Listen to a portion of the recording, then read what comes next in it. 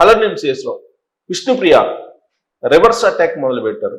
నా ఫోటోలు నా ఇష్టం, నా అందాలు నా ఇష్టం, మీరెవరు నన్ను రిస్ట్రిక్ట్ చేయడానికి అనేటువంటి యాంగిల్లో ఇప్పుడు విష్ణుప్రియ కేసు పెట్టినటువంటి వాళ్ళ మీద విరుచుకుపడుతూ ఉంది.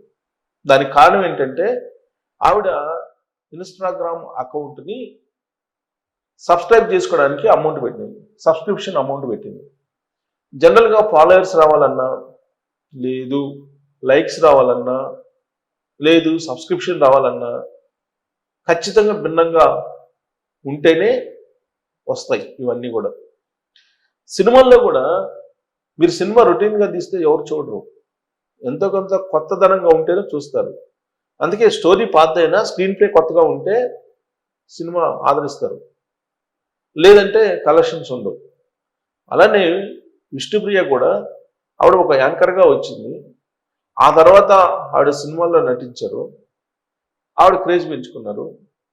ఆవిడ గ్లామర్ని వీళ్ళంత వరకు ఎక్స్పోజ్ చేశారు.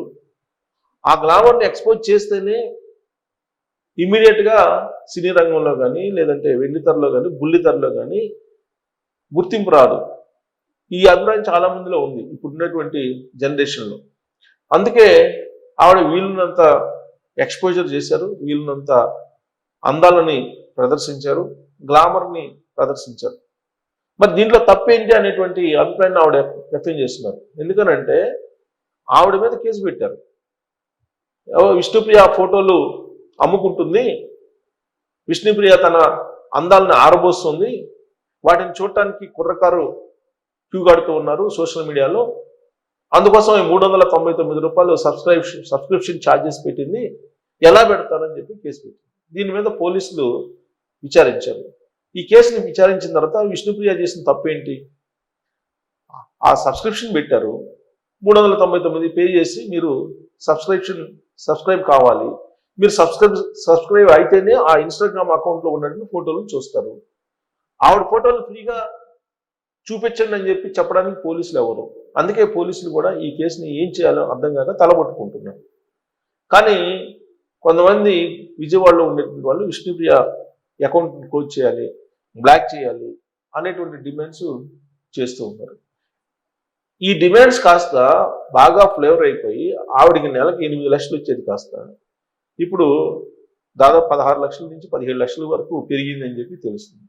సో ఏదైనా సరే మన మంచిగా అంటారు. అట్నే విష్ణుప్రియ విషయంలో ఆవిడ అందాలను ఆరబోసే విషయంలో కలిసి వచ్చింది. నక్కతోక దొక్కినట్టు ఇప్పుడు ఆమెకి నెలకి అదనంగా 4-5 లక్షలు యాడ్ అయినాయి కొంతమంది చేసినటువంటి థ్రెటనింగ్ కారణంగా.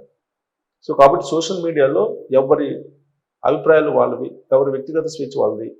సోషల్ మీడియాలో వచ్చి యూట్యూబ్లో రకరకాల అభిప్రాయాలు వ్యక్తం చేస్తున్నారు.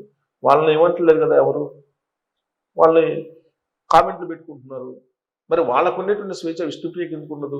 విష్ణుప్రియ ఏంటి బ్లాక్, ఆమె ఏమన్నా బ్లూ ఫిల్మ్లు తీస్తుందా? బ్లూ ఫిల్మ్లు దాంట్లో పెట్టిందా? పెట్టలేదుగా, బ్లూ ఫిల్మ్ పెట్టలేదు కదా. వ్యక్తిగత స్వేచ్ఛ, ఆవిడ గ్లామర్ని ఎక్స్పోజ్ చేస్తున్నారు, తప్పేముంది, లేదు కదా అనేటువంటి అభిప్రాయం చాలా మంది వ్యక్తం చేస్తున్నారు.